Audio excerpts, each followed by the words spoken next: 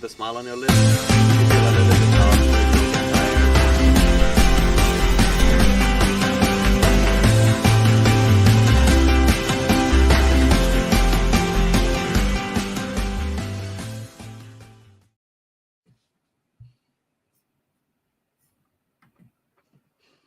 Charlotte Soccer Show. Hey, Danny, what's going John. on?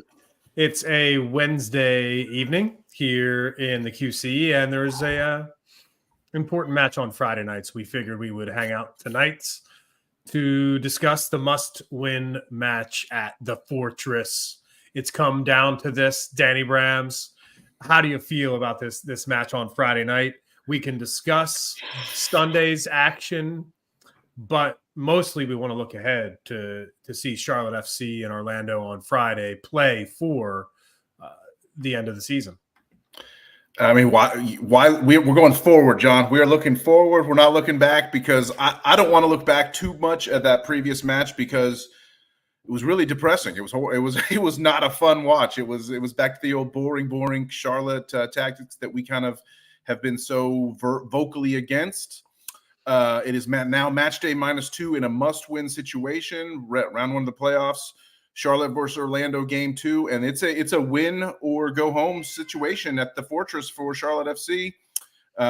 If we don't win this match on Friday, the first ever home playoff match in club history, we out. There ain't going to be another one for quite a while. So, and also let me just say before you respond to that, my cat is really going nuts right now, so you're going to hear a lot of meowing in the background until he decides to pipe down. So shout out to Crackers, who's making a off-screen guest appearance on the episode today.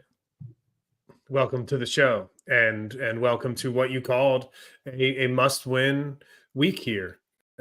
For me, Danny, it's pretty simple. Like the match is on Friday night. I think you can tell there's just maybe not as much buzz as there should be because of the flat performance on Sunday. I think there's been a lot of distraction off the field after Pep Biel's red card on Sunday. I think there's a lot of distraction off the field before this Sunday match as well, when Dean Smith criticized the MLS playoff format heading into it, and then, quite frankly, managed like he didn't know what the format was on Sunday night too. So there's a lot of storylines right now for this club heading into its match on Friday night. And one of those, I mentioned the red card.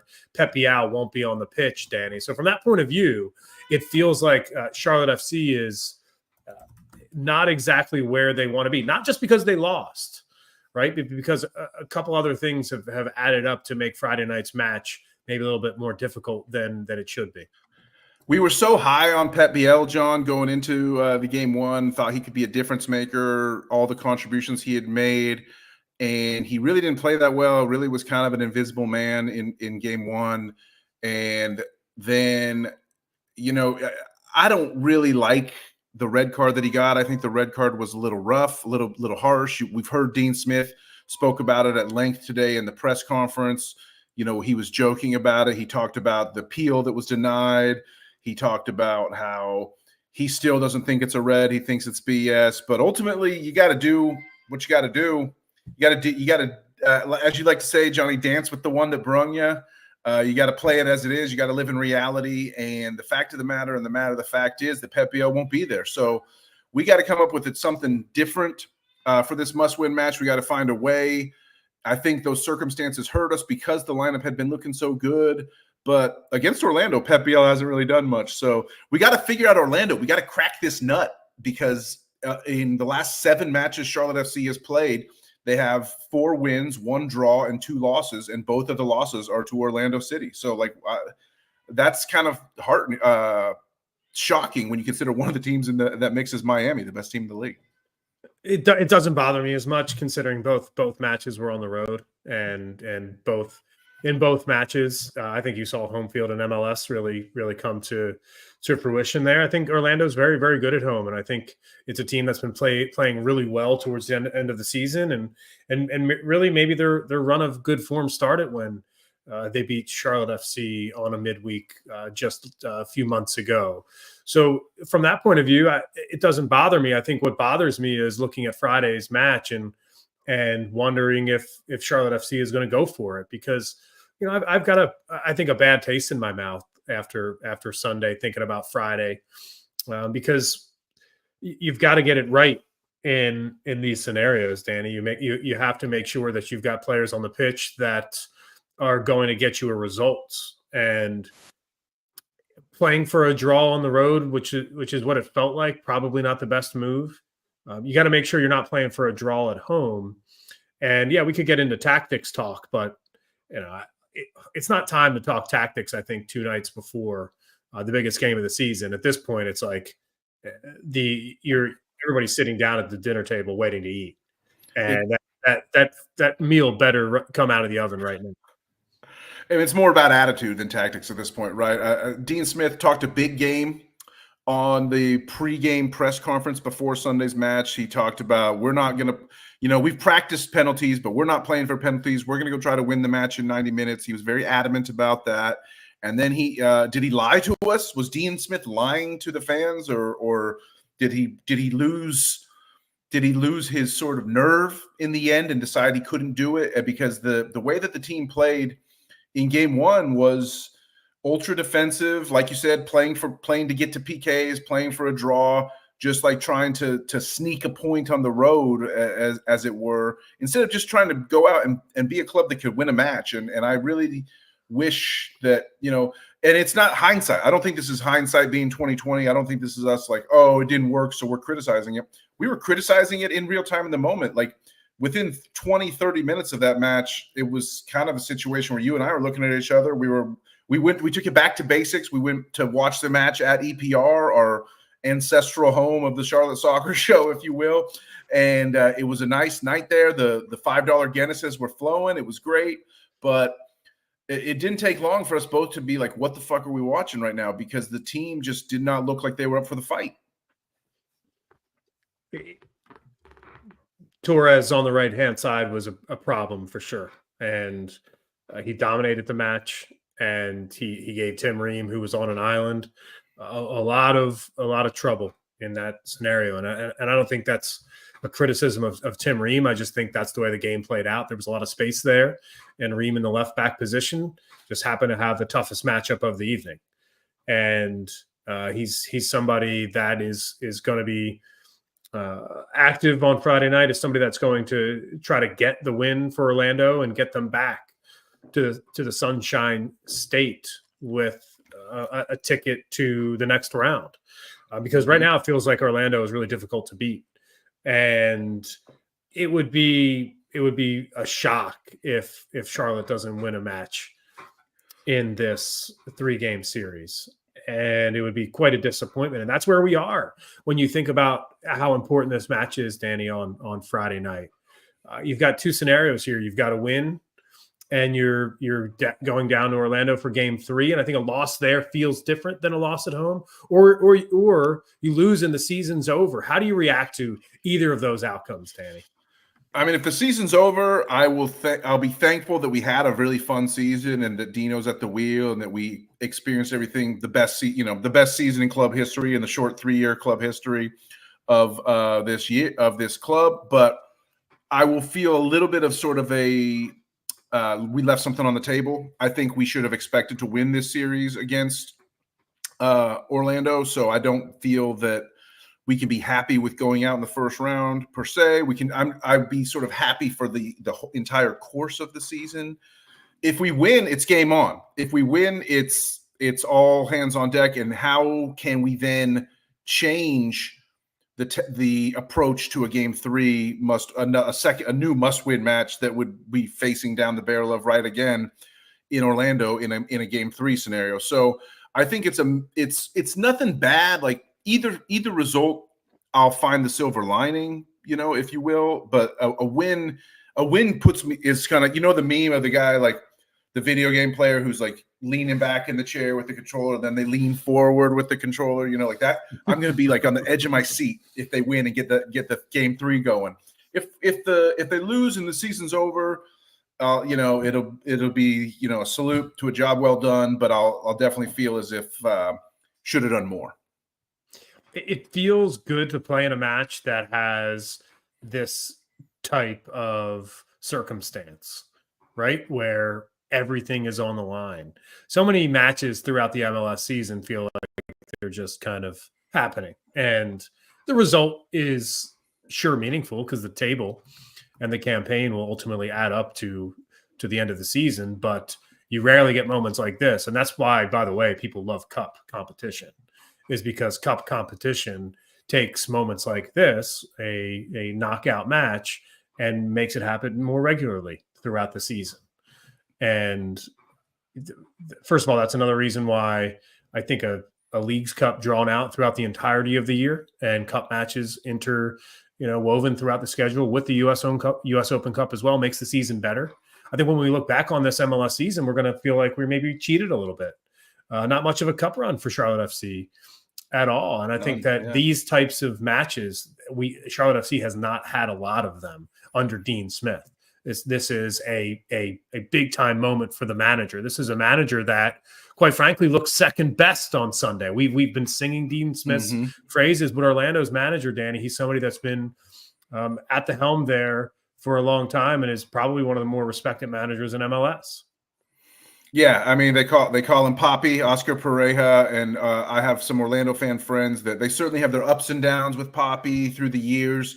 He's known for, trying to win every match 1-0 himself, and he tends to be chastised at times for being a little too conservative, but he pulled all the strings. And once again, this is what we hate. I know you hate this, John, and I'm not a fan of it at all either. But when we see a team that is beating us, we're Charlotte FC losing or trailing in a match, and it's the 50, 60, between the 50 and 60 minute mark, and the team that's winning against us makes the first substitution, and it's attacking subs. Like Orlando was winning, and they brought in attacking subs. They were going for it. Facundo Torres was finding all the joy he wanted in the whole damn world.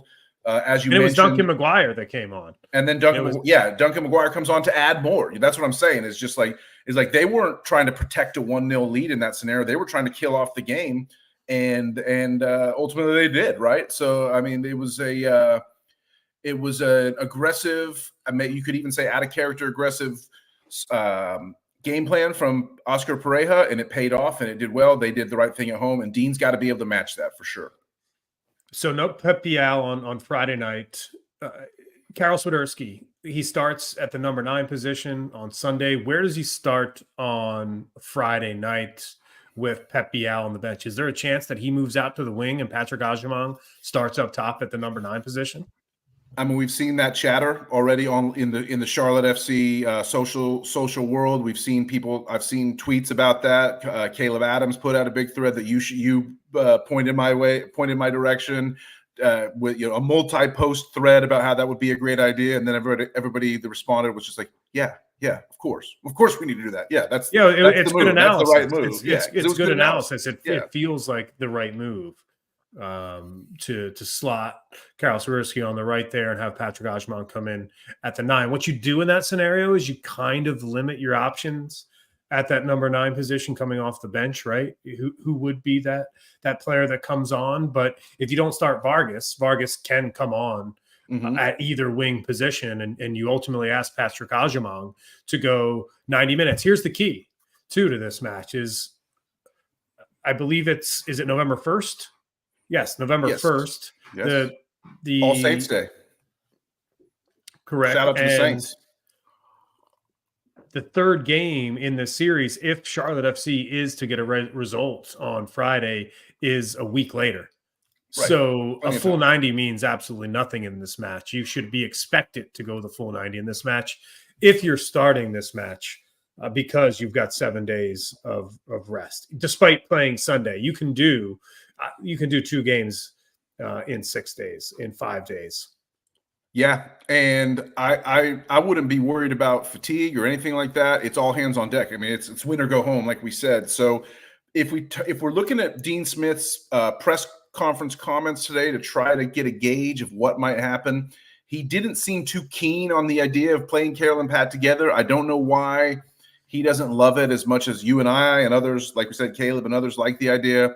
But he says his quote was, Karol and Pat on the pitch together doesn't bring out the best in what we do, or something along those lines. I'm paraphrasing there, but he right, said because I believe, because I think what they do is they put this clause in Karol Swiderski's contract that says must start at the number 9, does not and refuses to play on the win. I believe that's what Charlotte FC does when they created that contract for Karol Swiderski. But the thing is, like, Pep is on paper lining up as a winger, in that formation, but he's really given the freedom to go anywhere, and he's been playing centrally. Even when I said Pep was a winger to Dean at the pre-match 1 presser, he was like, "Well, yeah, he's a winger." This is what Dean said. He said he's a winger on paper, but he's actually playing. He's spending more time centrally, even lined up as a winger. So Karol can do that same thing, and Karol can play a false 9. And this is why, Danny, I'm like, what are we talking about here? I mean, I think Karol Swiderski was at his best for Charlotte FC and has been at his best for Charlotte FC when he's cutting in off the right onto his left foot and he's stepping into shots. And it's a good place for him to be, and he can whip balls into the left corner. That's where he loves to be, and he can drift inside. It's the perfect position. Hopefully, Dean Smith is playing coy here. One thing we know is that he does not give away any tips or secrets for his lineups in those press conferences. He might be doing a little bit of gamesmanship here, and not letting Orlando think that Karol Swiderski and Patrick Agyemang are going to play together. But either way, I mean, it just seems like a total no-brainer, and I just don't understand why Karol Swiderski wouldn't be able to play that position. Like, it's what strikers do. Let me make it a comparison. Is Richarlison is somebody that came in today for Tottenham and played the left wing. Richie. And he did the job on the left wing. Yeah. Right. Like that's what sometimes you have to do when you're a striker and there's another striker on the pitch. Mm-hmm. And the reason why Richarlison had to play left wing is because Solanke was playing the number 9 position. Sorry, buddy. Like, if you want to play, there's room on the left for you there, and go have at it. And I think that this is what did Karol Swiderski do on Sunday, Danny? Nothing. He did nothing. Karol was horrible. Karol was probably one of the worst player on the pitch, you'd say, or at least the most disappointing.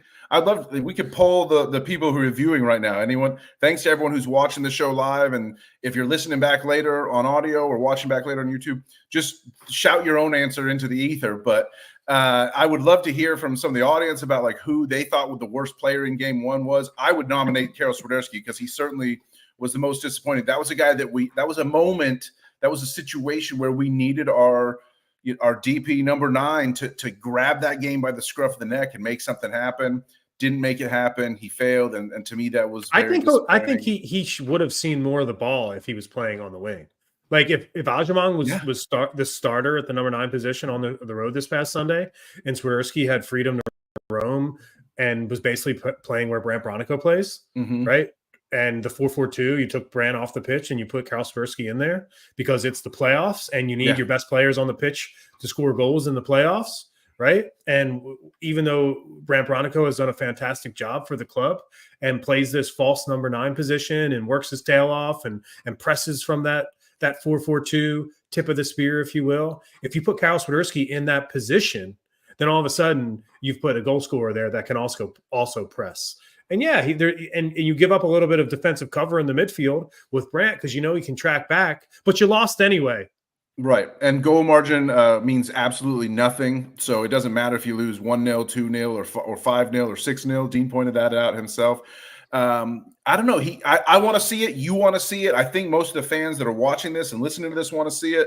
I just don't think that Dean's going to be the one to do it. He when they asked him at the conference today, who do you see coming in for Pep? Dean's answer was Tavares, Vargas, Jamie Patterson, so, and then sure, it would be nice. You know what? Jamie Patterson, Danny Brams, let's just give him a chance here. Let's throw him out there. Let's let him earn that $440,000 that he's making this year for the salary data we looked at this week. You and I had a little side text chain going about, man, this Jamie Patterson guy must be nice to just be able to come in and get a big payday from your buddy Dean Smith when you have, I called it a no-show job, kind of, but, I like Jamie Patterson. He's a good guy, but if Dino's at the wheel, as we love to say, it's time to this is where Dino could really turn the whole thing from a boondoggle into a masterstroke. If Jamie Patterson was to come in and be the difference maker in this must-win match, who wouldn't love to see it?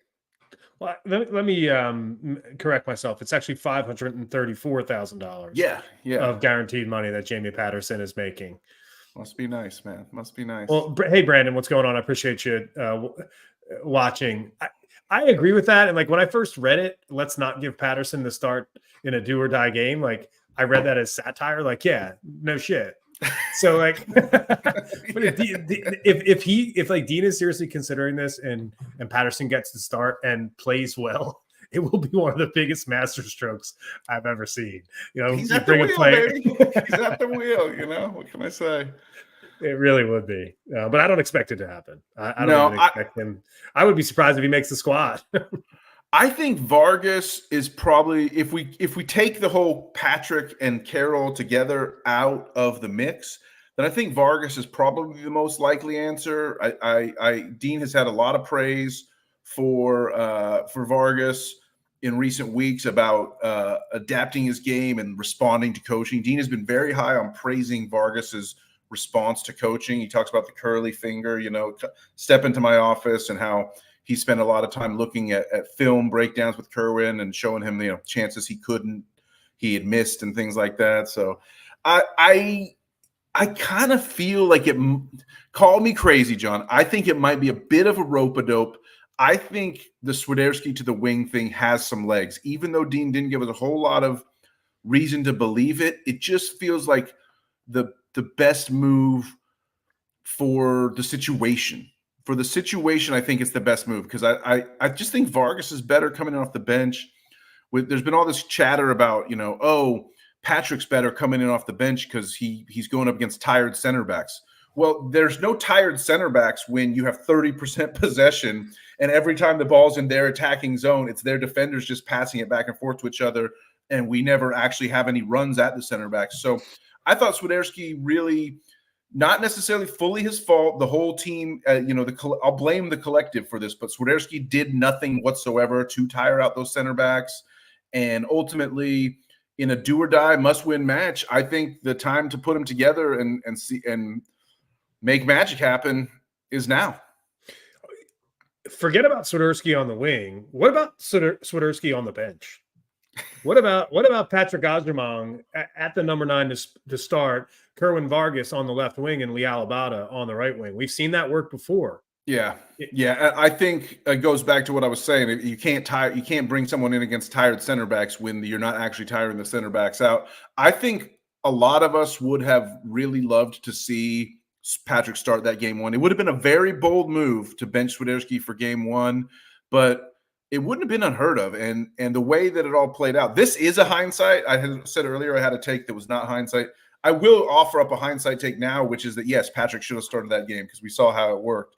And if Dean really has if he can put his, you know, throw it all out on the table there and, you know, summon all his guts from deep down inside, I almost use a different word, but his chutzpah, like he could just say, screw it.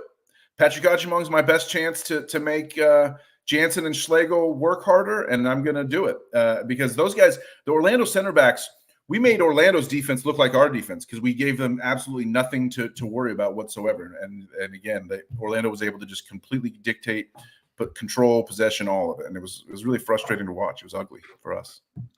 One thing that could be interesting is this kind of this mental game that's being played around the 3-game series, Danny, which is, let's be real. The first game of a 3-game series is kind of awkward. The home team feels like they should win, and a lot of times it does. But there's really the urgency not necessarily created, not there. It doesn't feel like a cup tie. Right. I think that we're going to have to play this game now in Charlotte Friday night. Mentally, it is that for Charlotte. It is a knockout match. Interestingly enough, though, it is not for Orlando. Mm-hmm. How does that change the way that you think about this match? Because Orlando's coming in here knowing that, you know what, there is a 3rd game in this series, and as nice as it would be to nick one and get out of Charlotte, with a win, we might be. You said that the manager is pragmatic. It might be in our best interest to, maybe just kind of play for a draw, see if we can get into PKs and potentially win there. That would be heartbreak, and I think it would be a poor game too to watch if it ends in PKs. Could you imagine a 0-0?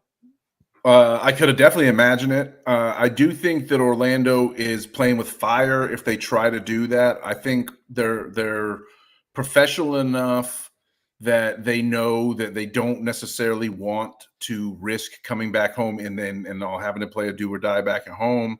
Although it is a nice safety blanket and it does allow them a chance. I think they're kind of more likely to go for it in that situation because they know they really have nothing to lose. They know that they can come out and try to steal one on the road, and if it doesn't matter, they have 180 minutes of recent evidence that shows that Charlotte FC is pretty easy for them to handle on their own home turf. So they almost I could see it because of what I know about Oscar Pareja. I could definitely see it, but I don't think they should do that, and I hope they won't because I really would just love to see an open soccer match. I don't care. I don't care if it's 3-3 and goes to PKs. Depending on how those 3 goals are scored. But as 0-0 to PKs, it's going to be a very, very boring night at Bank of America Stadium, and I really would hate to see that. I think Orlando might be coming in to do just that. I think they want to kind of take the air out of the ball. I think they're going to want to quiet the crowd. And I think that they're going to not want to play this game wide open. I just don't think Orlando is going to want to play an open game here. And if they came in here and all of a sudden you notice the game is slowed down, that it's really a slog, just remember that's might be intentional from Orlando's side. Yeah, I mean, there's sort of like that phrase you use, take the air out of the ball. It's really going to make me mad, and I'm going to start screaming a bunch of obscenities, I think, if we start to see it. If the first 30 minutes of this match look like the first 30 minutes of game 1, I'm going to be pretty pissed. But I just feel like it's really on us to take that away from them. And it's really on Dean Smith. It's really on the players to have a lot better, a more positive, more joyful attitude. We talked earlier about how Ream was having all he could handle against Facundo Torres. And I agree with you, John. I think he did hold up his own. I don't think Ream was necessarily a problem. I don't think he played bad.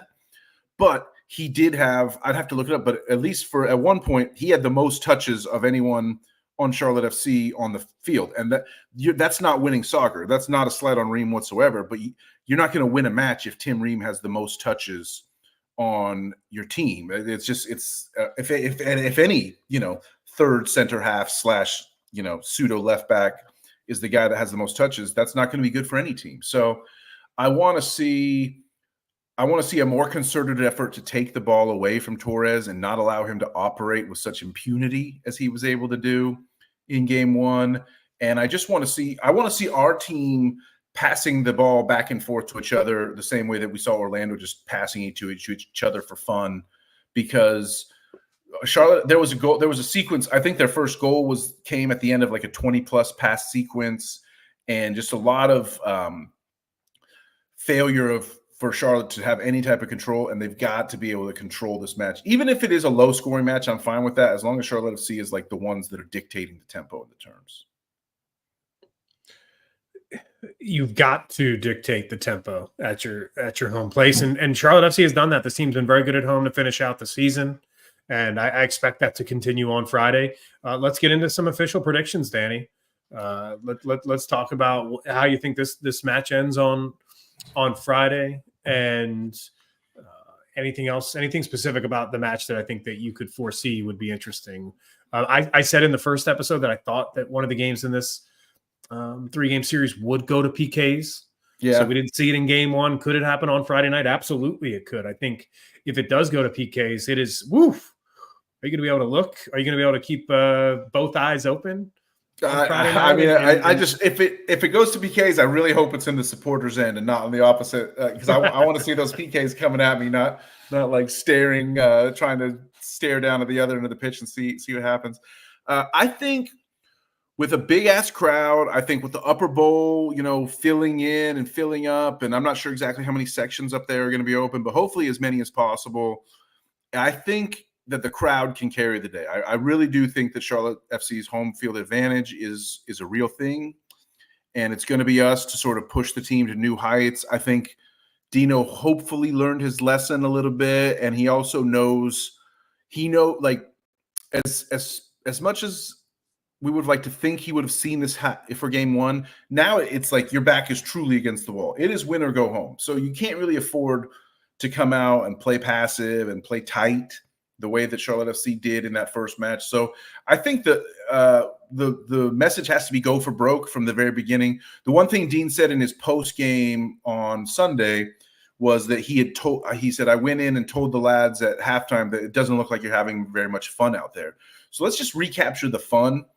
Winning soccer, aggressive, proactive soccer is fun. And I agree. It did not look like the lads were having much fun on the pitch on Sunday night. So if I'm not saying just go out there and don't care if you win or lose, just have fun. It's not that type of message. But the message is like play with joy, play with the fun, play with the joie de vivre, the spirit of what it takes to go out there and really enjoy your soccer. You can see the subtle difference that I'm saying right there, right?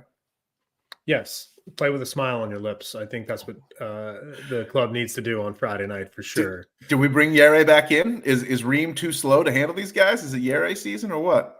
No, I think Tim Ream and his experience is really, really important in this match for sure. Agreed. And I think Yuri Urinen coming in as a substitute to kind of see things out is a really good idea. Not necessarily for Ream, but potentially for somebody else to create kind of a back five scenario in the back there. What did you think? Because I said this was a brief discussion we had during the game, is the midfield was really not the midfield was by far the problem, right, against Orlando in game one. Urso was not great. Bronico was not great. And Westwood was not great, really. And Westwood kind of had that sort of like look on his face. Like he seemed like he was nervous, like, and playing squeaky bum. What do you think of this idea that I put out there that like you can't be afraid to, like, at some point you might have to sub Westwood out. Like, I know he's our captain and he's our guy, but if he's playing bad, does he deserve to be unsubbable if he's not playing well and if the team needs more attacking punch? I'm going to answer this in a nuanced way. No, you don't take him off. You just move him forward. Okay.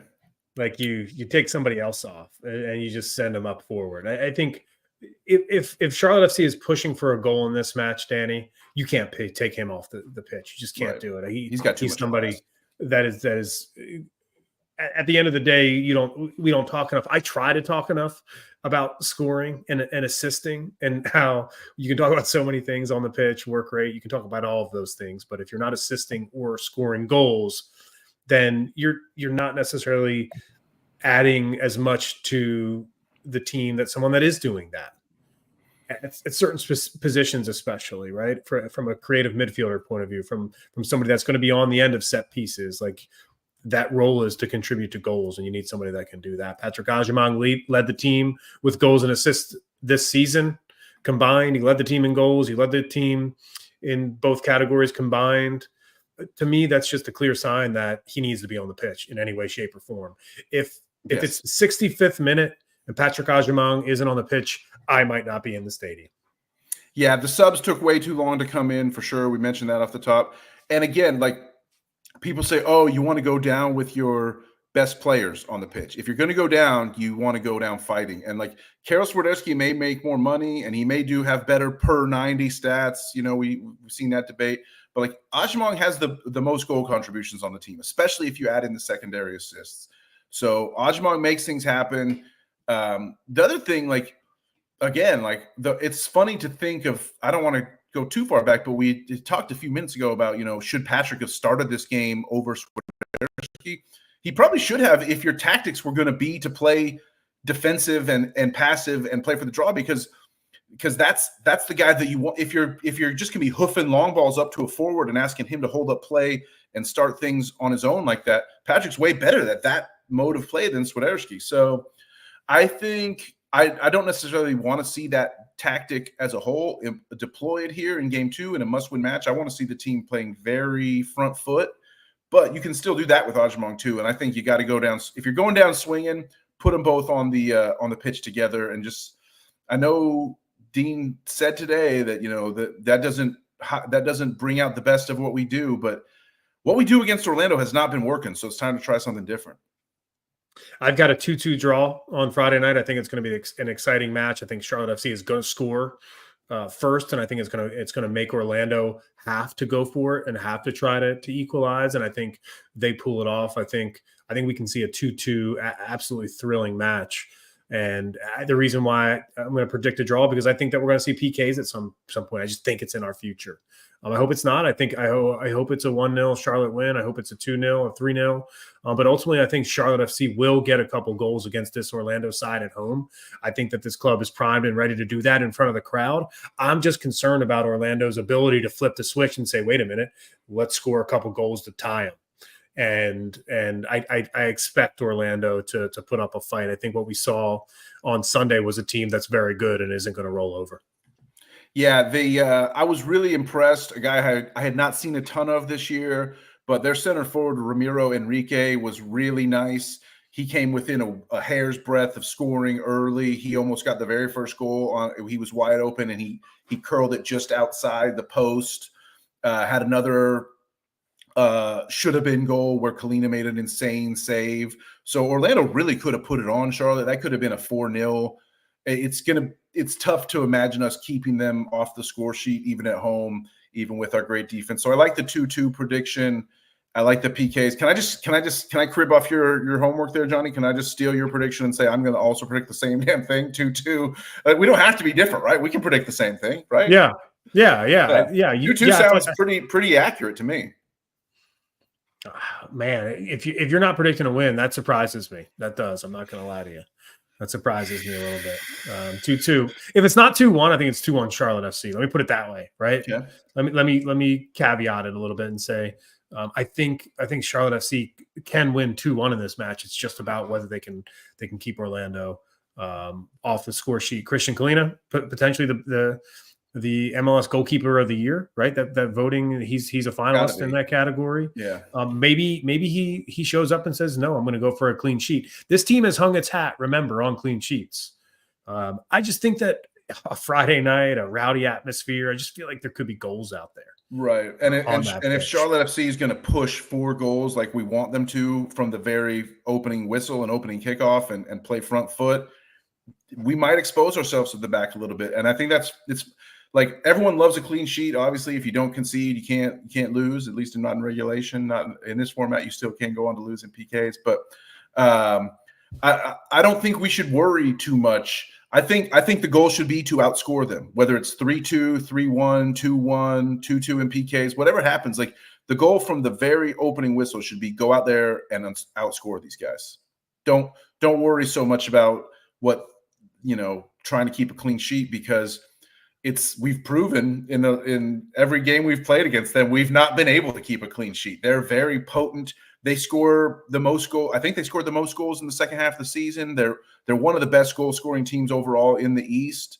So why get caught up in a fool's errand trying to do something that no one else can do when their defense is not that good? And we have guys who can score goals. Liel Abada can score goals. It was a shame to just waste our potent offensive attacking, and now Pep Biel's not there, and it's like we got to figure out exactly what formation, what sort of the word escapes me that I'm looking for, but what composition, how to compose that attacking form. But we have the guys who can do it, whether it's Vargas who comes in, whether it's even Tavares who scored goals, whether it's Patton and Carroll together. The goal there has to be a mentality thing. I think you win this one with mentality, and to the point where I'll say it doesn't even really matter who starts in place of Pep Biel. It really doesn't, because it's going to be mentality that wins it, not personnel.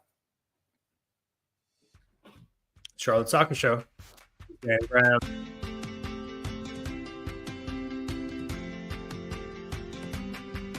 Friday night.